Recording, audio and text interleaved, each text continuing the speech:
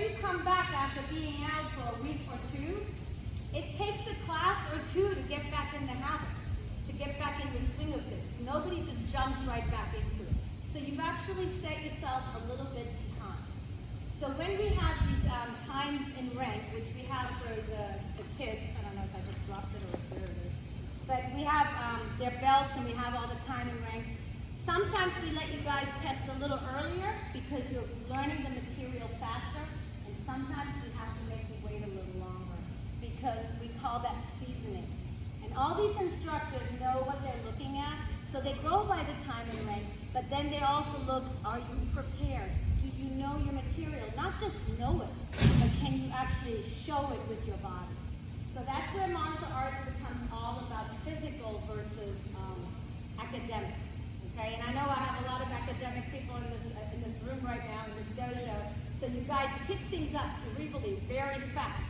But to transfer the information to your body, and more importantly, to the details like the foot position, did you see that? I did.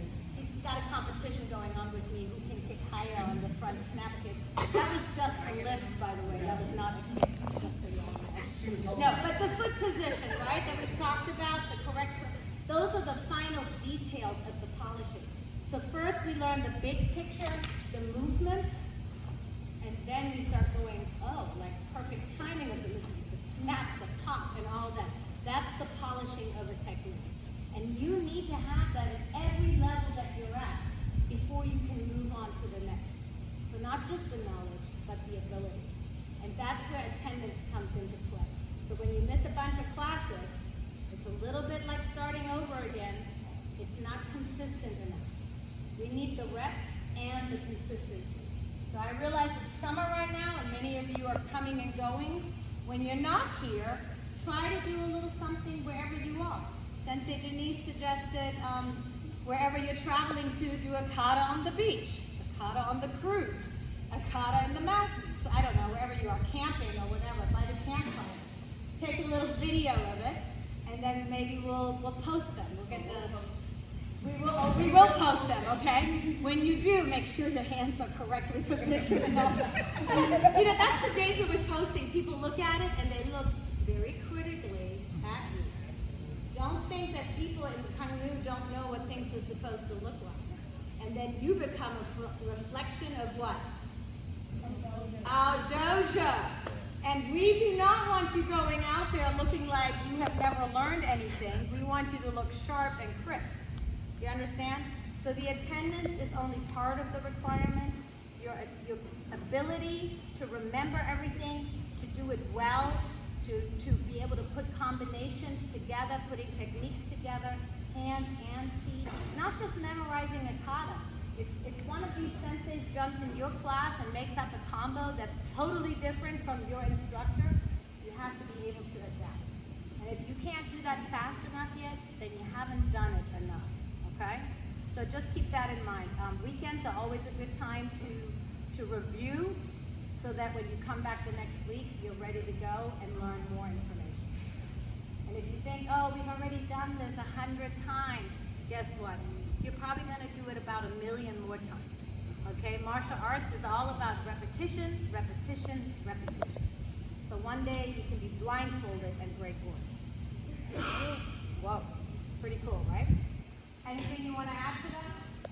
The two of you? Even if you just do blocks and punches into the mirror for 3 to 5 minutes a day, you would be amazed at the kind of progress you would make. If you just did left, right, right, left, left, right, right, left, left, right, right, left, with what you already done, you'd be amazed. Kind of going along the same lines, what they usually say 10,000 hours is what it takes to master anything. So even if you did for 5 minutes, that's still closer to that 10,000 hours old than you were 10 minutes ago. And he's trying to make sure I do a little something every day right now. Yeah, see, even the senseis, when they're training for their test, we have a whole new group. You saw the last group that just tested. Well, there's a whole new group starting to train now for next year. They're a year away and they're already starting their training now. And so even earlier when Sensei Bird and I were on the mats, we're reviewing a kata together. a little bit at a time, and they don't get to train much in the dojo. I know Sensei Georgia was out there reviewing her katas a little bit. Sensei Taya took over her class, but Sensei Taya just tested, so now she gives the next instructor the opportunity to have a little bit of training time. You all are spoiled because you get nothing but training time. As an instructor, you have to learn to find your training time. It's the same with when you grow up, when you want to do things that you actually enjoy doing, but you have children. Your children always come first, and then there might be a little extra time for yourself to do something nice. Okay? It never changes.